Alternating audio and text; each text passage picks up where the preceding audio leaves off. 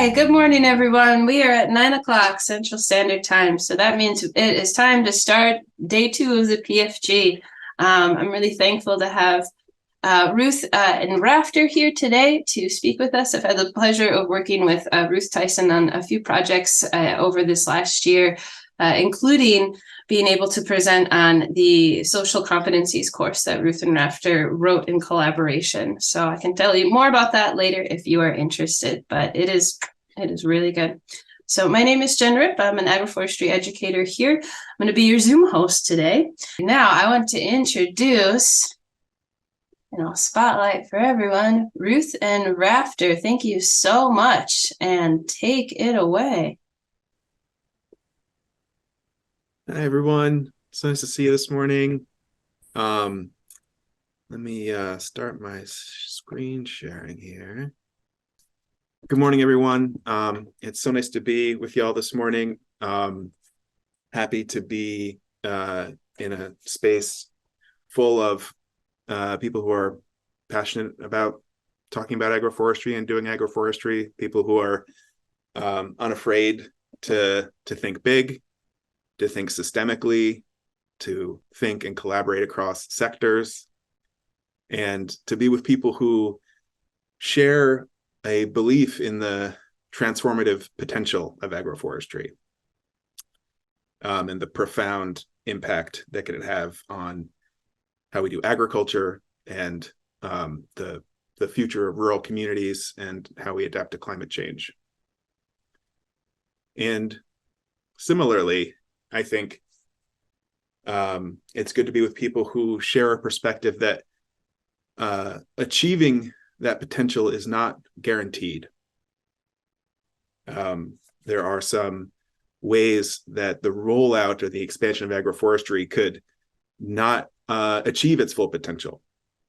And so it's a foundational belief for Ruth and I and our collaborators, and the way that we approach this work is that agroforestry needs a deep community with a diversity of perspectives to avoid detours and false solutions. And agroforestry needs a broad coalition that's capable of advocating for the most meaningful, powerful strategies and programs. And that agroforestry needs accessible pathways to participation that can welcome all farmers, because the climate crisis is really sort of an all hands on deck moment. And so we need everyone who wants to contribute to be able to contribute. And so there's, I think, a legitimate and meaningful question that comes up when we present this discussion of deep and broad community and detours and false solutions, and the question is, why do we need that? And I think an important part of the landscape that we're working in is that agriculture in the US is incredibly concentrated in just about every way you can imagine, but most importantly for us in terms of farmland and market share and political influence. Without getting too deep into the details of that, we could just back that up by noting recent USDA reports that state 56% of farmland is held by the largest 4% of farms, that the 2 seed companies account for 72% of planted corn acres, and that our 4 meat packers account for 85% of beef and heifer processing. So why that matters is that this kind of lopsided power structure within this sector leaves the kind of rollout and expansion of support for agroforestry vulnerable to being co-opted by the folks who are already receiving the benefits of the system as it's set up now. And another picture, another piece of insight into how that works from publicly available data is that agribusiness spent collectively $169 million on federal lobbying just last year. employing over 1,000 lobbyists, 1,308 lobbyists, which is a kind and a scope of influence that that most of us are not able to bring to bear. When I talk about a lopsided distribution of influence, we are mostly not able to do that. And so the threat that raises is that support for agroforestry will be tailored to maximize benefits for the people who are already major players. And most importantly, will not maximize benefits for farmers and for communities or for the environment, right? We'll leave out the important transformative potential impacts of agroforestry will kind of get left in the dust, as well as leaving behind all but the largest and most heavily capitalized farms. And so this view of our situation is why we say that we need a deep and broad agroforestry community, in addition to being an accessible agroforestry community. So what's in our way of that deep, broad, and accessible community? We've got a long record of very systematic discrimination against BIPOC farmers. I'm using BIPOC here to refer to Black, Indigenous, and other people of color. The mechanisms of that discrimination have included denial of credit, especially denial of timely credit, land loss, and targeting of BIPOC farmers for land loss, and exclusion from technical support and other programs. And there's ample evidence that discrimination is continuing now in old and new forms. And you can find a capsule history of that discrimination in U.S. agriculture in the report Up from the Roots, with lots of links and references to further research. We won't get any further into that particular history now, but you can get an incredibly compressed version of it in the report. So without intervention into this status quo, right, support will continue to go overwhelmingly to white farmers. And so we will wind up with an agroforestry community that does not have the depth and diversity that we need to succeed. And so if there was just one slide that I was going to show you today, or that we would show you today, it would be this one. Because we know that there are lots of barriers to agroforestry that aren't necessarily related to race and ethnicity, right? There's some that are structural, there's some that are about farm size, but there's a lot of barriers that we're facing, and that a lot of the presentations here are probably geared towards addressing and developing strategies around. We've got all the barriers that apply to everybody, and then we've got a specific set of barriers that emerge from this legacy and present day activity of discrimination against BIPOC farmers. And so BIPOC farmers that want to engage with agroforestry are facing all of these at once. And it's a situation that requires really thoughtful, dedicated thinking and some long-term commitment to addressing, because there's some deep problems here, and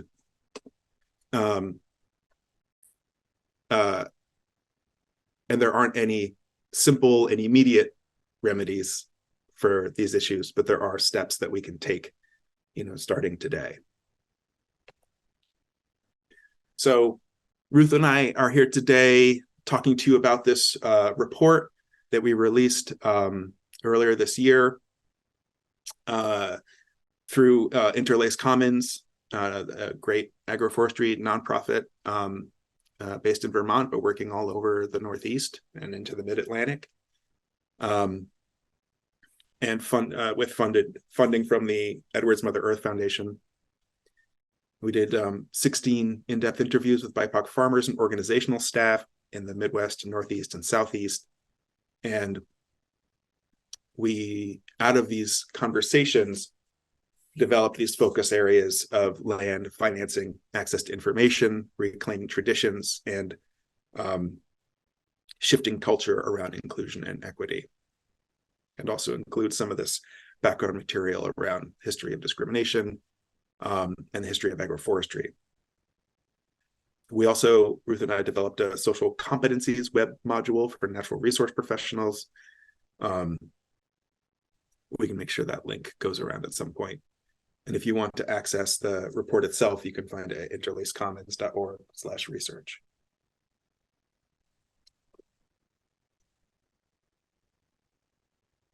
So the work that we're called to do spans the range from programmatic shifts and policy interventions and tweaks, all the way to institutional transformation and even personal growth and transformation. And so we've divided the discussion into these topic areas of land, financing, shifting the culture, reclaiming traditions, and access to information. And I should clarify that this report is aimed at primarily at funders and grant makers and program designers. And I think there's some of this is really organized around institutional change.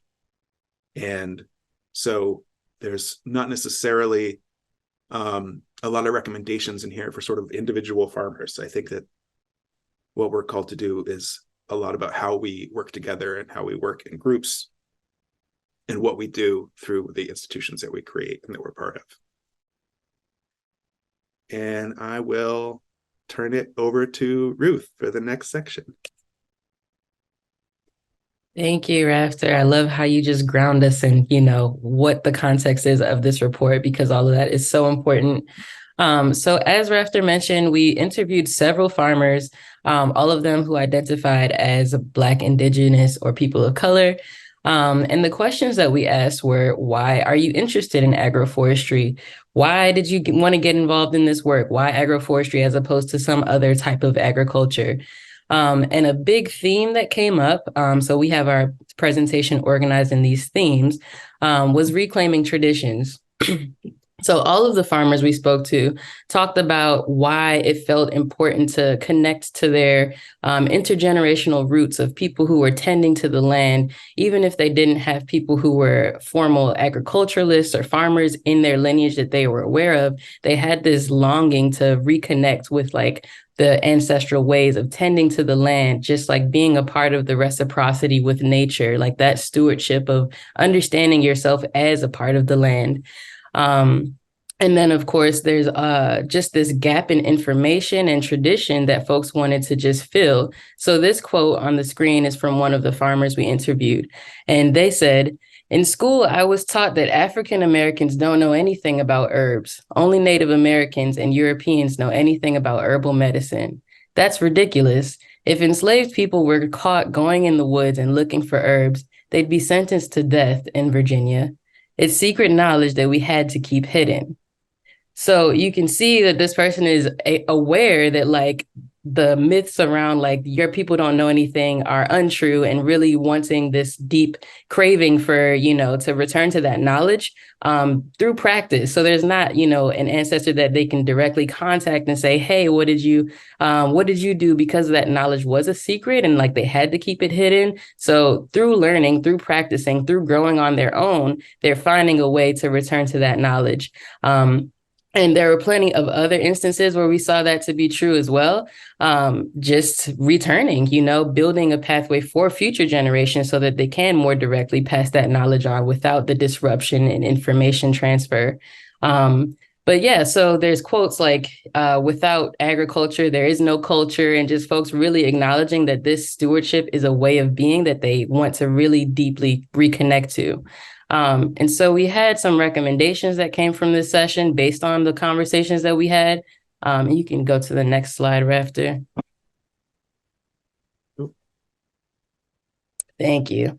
So one of them was to uplift and legitimize these sociocultural reasons for adoptions. A lot of times in like promotional materials about agroforestry or, with technical service providers or folks who are in community or communication with farmers, talking about the economic benefits and, agroforestry could do this to your yields and, benefit your land in this way. But there are lots of reasons that beyond those factors that folks are wanting to do this. And I think just changing the language that is used, how you communicate about what this work is and how it can be useful will really expand the reach that this work is getting. So even the term agroforestry can be really limited because that may not be the word that different communities are using to talk about this reciprocity in nature, forest gardening and all these different ways of being that are ultimately the same thing. And agroforestry is kind of a bridge back to that point, but something new in a way.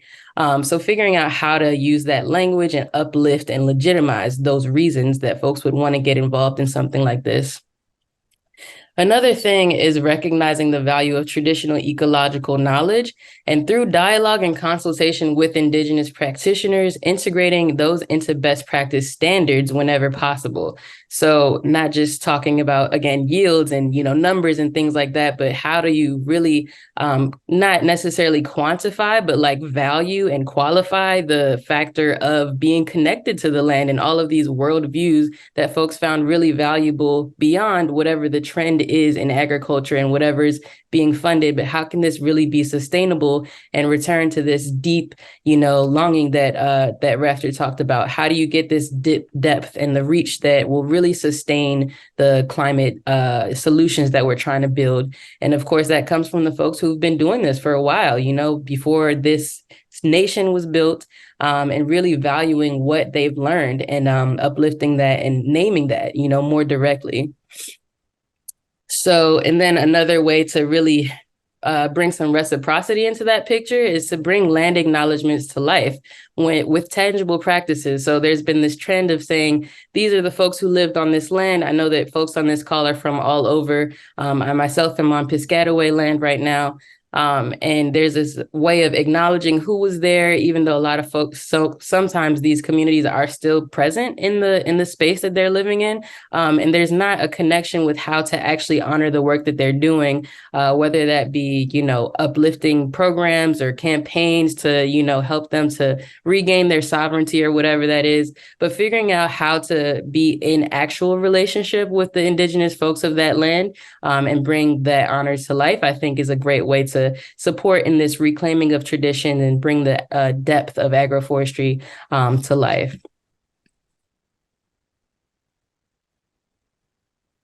Great, thank you, Ruth. Yeah, turning now to land. Farmland access, I feel like in a lot of conversations about agroforestry, we end up kind of dancing around the crisis of farmland access, which is an access crisis just for all farmers. It's one of the largest barriers for new farmers, no matter what they're trying to do. It's harder for people who are trying to do agroforestry because it requires a longer term secure tenure. And it's more extreme for BIPOC farmers still, who own less than 2% of US farmland and face additional hurdles and barriers to accessing land. And there are many land access programs that sort of try and fill the gaps here, including land trusts and some incubator farms. There's a lot of different programs out there that are like figuring out new strategies and new ways to connect people with land. But it's a struggle to address what's ultimately a deep structural problem. And as we figure out what some of these strategies are, there's a steep learning curve, and a lot of these models may not end up offering the security that farmers actually need. And so this quote from one of the farmers that we spoke with, we signed up for another project to create a Black Commons. We're experienced livestock producers and started acquiring sheep, but then the organization didn't show up and support the project the ways that they said they would. And 2 weeks ago, they let us know we needed to vacate the farm. And the land trust needs to have a rating for these landowners. People should know if there are similar stories from the same property. As a community of land stewards, we owe it to farmers who are investing their time and resources into these properties. So it's, the amount of sort of trust and security it takes to do agroforestry is substantial, right? And for these new strategies and projects getting off the ground, and like land trusts and land owning partners, that level of trust and security just may not be there yet. And so we need to keep working and thinking through how to fill some of those gaps to create that security. So one of the recommendations that came out of our work was for agroforestry organizations and projects to partner with organizations that are already working on land acquisition and retention, especially for BIPOC farmers, because there's no need, and it would be really inefficient for the agroforestry projects and institutions to be trying to, create from scratch the solutions to this whole set of problems that people have actually been working on for a while. So partnering with the folks who are already doing that work, to encourage land trusts and other landholding institutions to prioritize transfer to BIPOC farmers, to consult specifically with BIPOC farmers and organizations that are centered on BIPOC farmers to tailor new programs. And this is sort of a fundamental principle that runs throughout these recommendations, is that if you're trying to do something to be of benefit to a particular community, you should be very directly, first and foremost, listening to members of that community. And also to support the collective ownership and management of land for agroforestry use, including on public land. The land access question is a really tricky one. It's a pretty deep structural problem. And so as we slowly move towards the conditions under which we can address the structural problem, we've got to keep coming up with solutions that get people back on the land with secure tenure in the meantime. I'll pass it back to Ruth.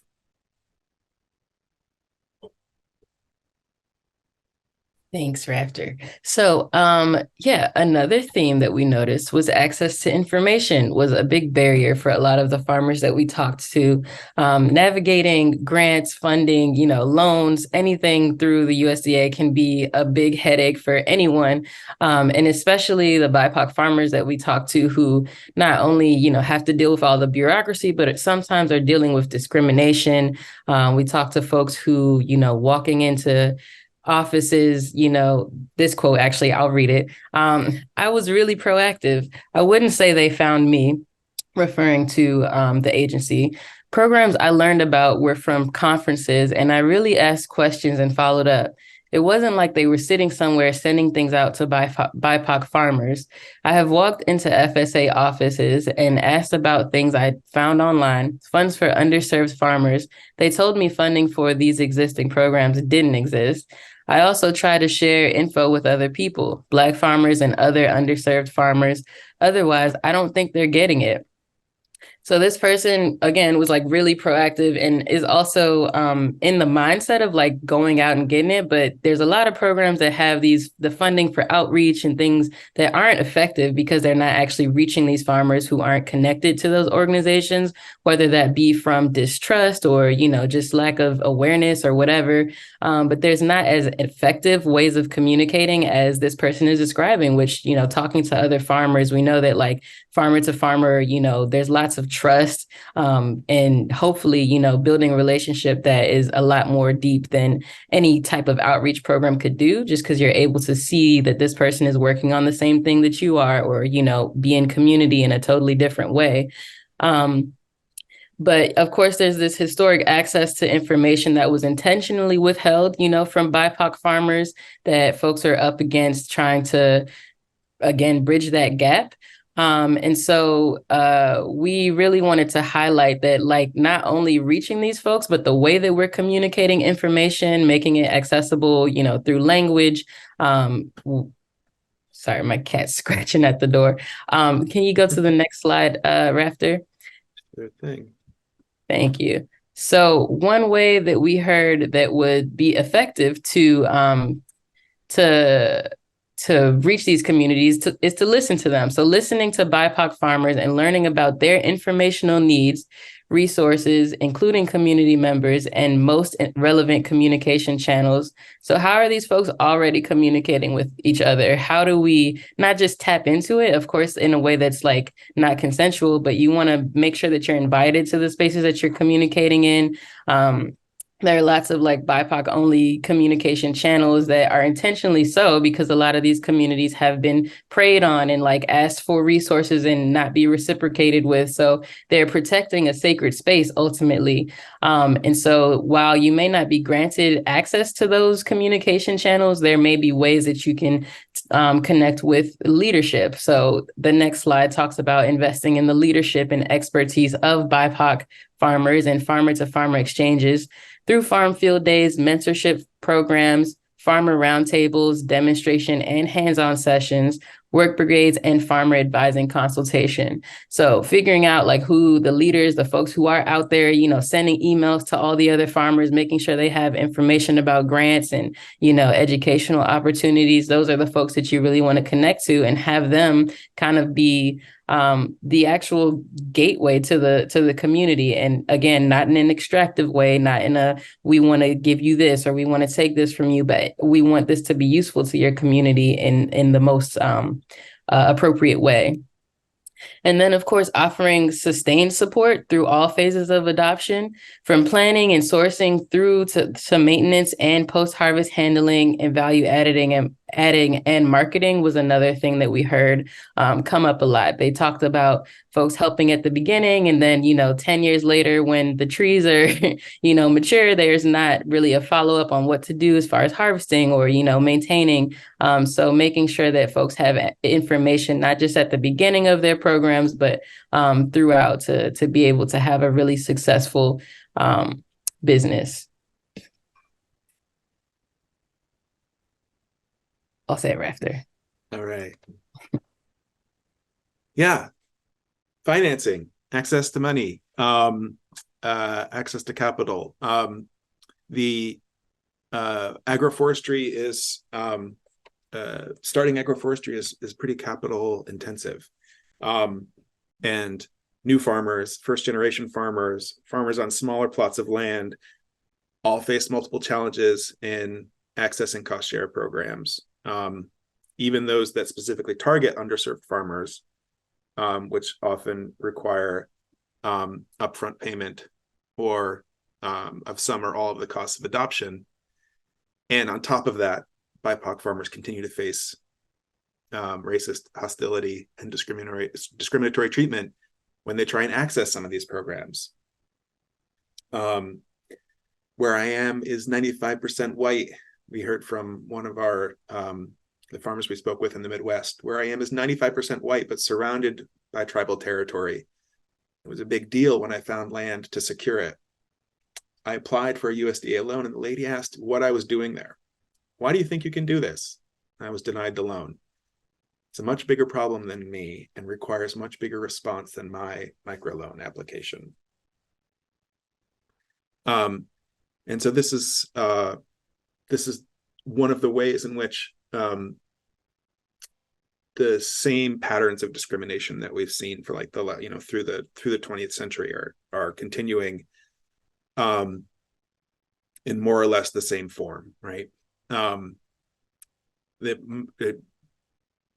People's results will vary widely by what region they're in and what actual office that they're going to, but there are plenty of places where the discrimination has not really shifted much over past decades. And so the recommendations that emerged from these conversations for organizations, institutions to expand funding for direct support to BIPOC farmers and their networks, for agroforestry adoption and community level capacity building, and target those resources for newer and undercapitalized farms. There's a lot of ways in which we need to do things differently in subtle and strategic ways. And there are some ways in which we just need to figure out how to make more funding available. And with the money coming down the pipeline from the IRA and from other sources, there's a lot of money out there. And so we need to make sure that it goes in ways that actually serve BIPOC farming communities. And the process for the application is often opaque and complex. We need to streamline and provide support for application processes. The paperwork and documentation of where funding goes can be burdensome. And we need unrestricted funding that can be applied across an agroforestry project for any project-related expense. And I'm sure lots of people here know about the burden of paying up front for cost share and later reimbursement. And we need upfront funding for implementation. We eliminate matching requirements, particularly for newer, smaller, and undercapitalized farms. And I'll pass it right back to Ruth.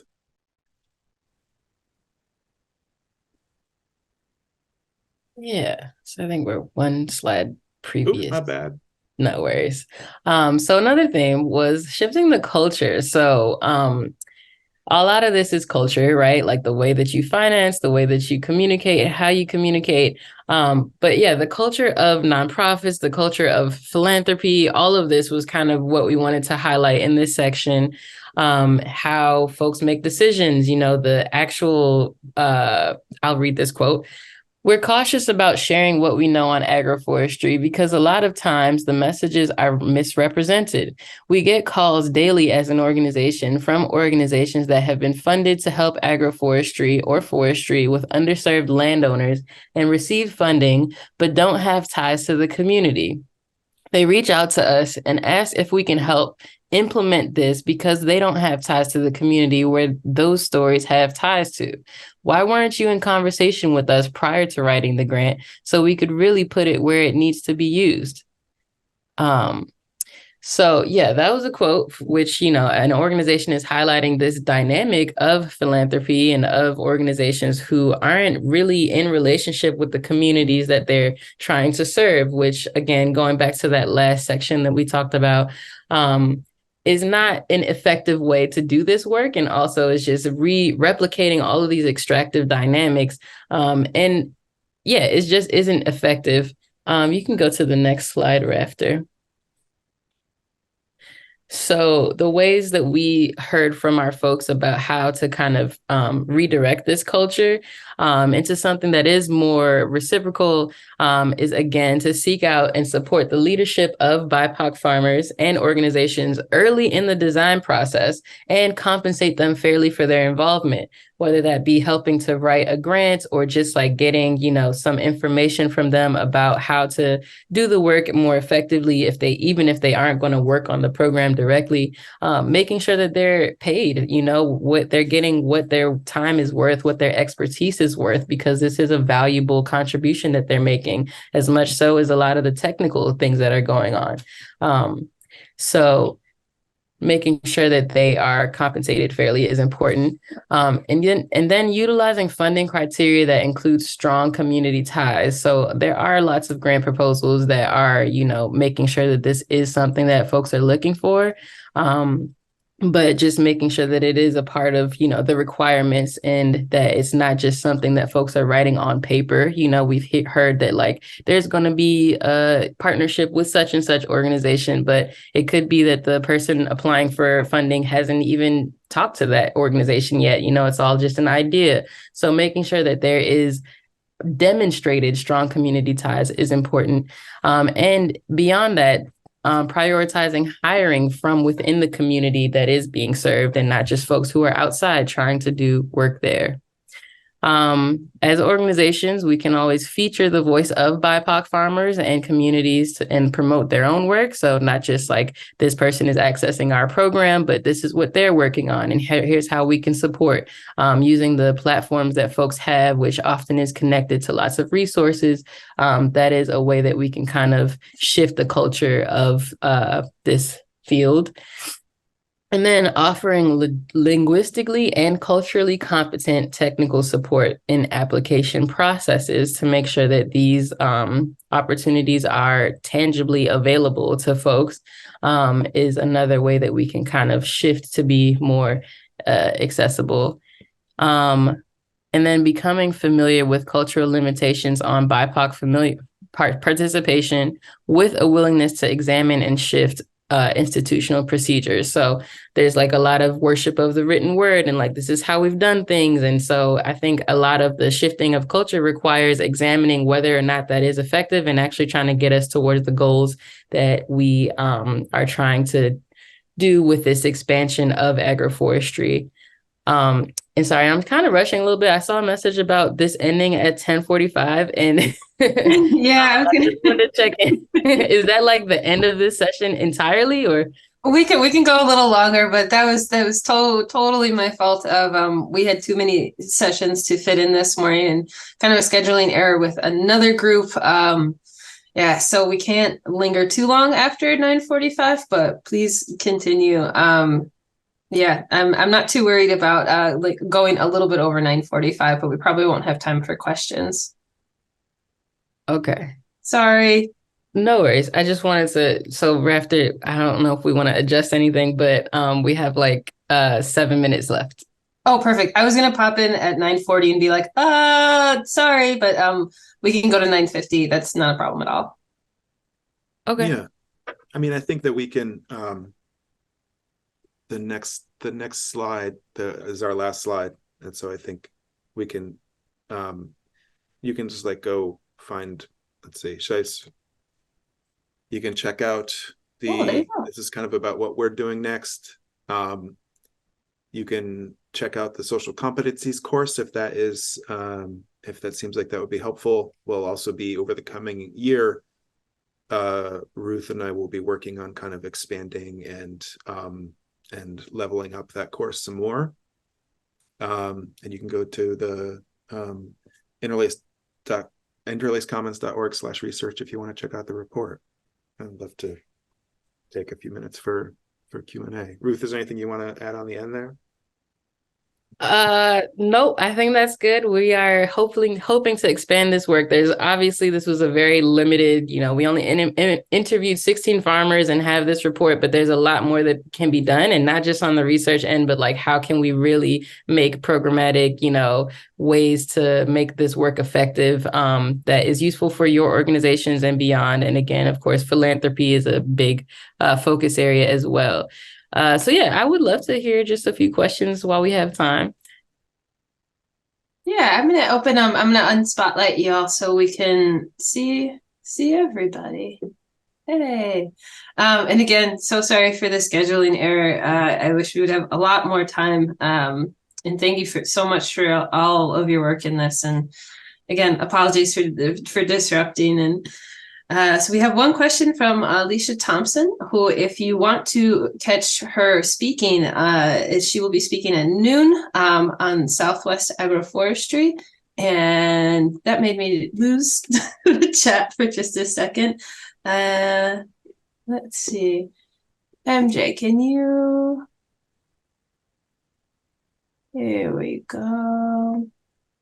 So Alicia's question is, thank you for this work. This is immensely important to me and the BIPOC farmers I work with. I'm grateful to know others are working hard to push against systemic racism barriers that challenge our BIPOC farmers daily. My question is, could you share more on the compensation process with the BIPOC farmers interviewed?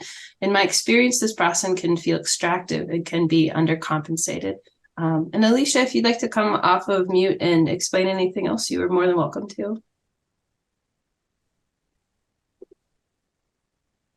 Thank you so much. I'm really interested in the answer to the question.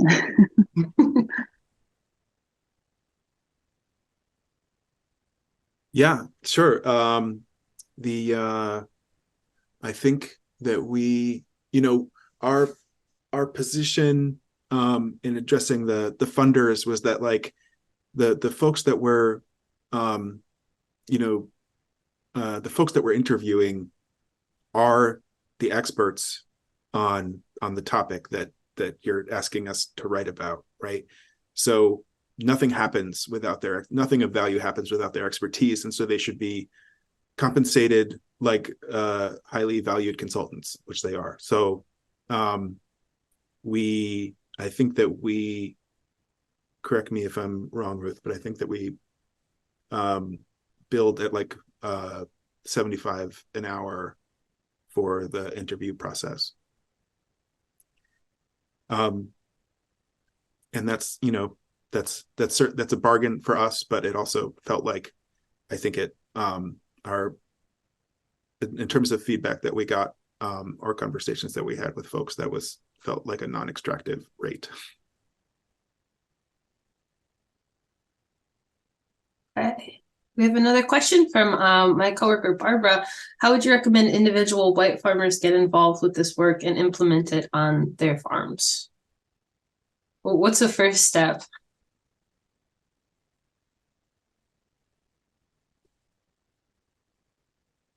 Yeah, that is a big question. I mean, I do think that the recommendations that we listed apply, and it all starts with being in community. So some of the things that we heard from folks was that, so of course there's farmer to farmer sharing and a lot that's going on, but there are still some barriers to access that Black folks have, or BIPOC farmers have faced with even entering their local farming communities. So things like, where are you buying your supplies from? Where do you get a discounted rate? And like, how can we, get connected to these deals that are going on? I think just being in community in that way could be really helpful. And, not just being like, oh, I have a Black farmer friend, but like, yeah, actually doing tangible things that are like able to help them be as successful in their business as your colleagues may be or are striving to be. Because I'm definitely not assuming that just because there's a white farmer means that they're super successful or anything, but just figuring out ways that they can actually get connected to whatever infrastructure is there, and feel welcome, because there's also issues of safety. We've heard a lot from folks that are like, when they go out in their community, they feel threatened, like there's all these flags that are sending harmful signals in their neighborhood. So how can they feel welcome there? I think that is a great place to start, is just by building a relationship and making them know that they're welcome and that they're valued in your community. Do you have anything to add, Rafter? No, that's great. I think like one-on-one, just relational, building, strengthening relationships, and then also working within projects and organizations that you're part of to shift the culture and practices in those organizations. Thank you. We have another question from another coworker, Renee. If agroforestry isn't a word that resonates, and then what alternatives did the people you interviewed use? Trees. Just growing trees. Right. It wasn't like a technical system term at all. It's like, I think in some like traditional ecological knowledge, there's like reference to forest gardening, which, is growing food amongst the forest. But I don't think there's a universal term that like folks are using. But yeah, growing trees. And there's overlap with like orchards and timber and stuff like that. Just all the different ways that people are integrating trees into their farm in ways that look like USDA 5 practices of agroforestry and in ways that don't. Wonderful. Thanks, guys.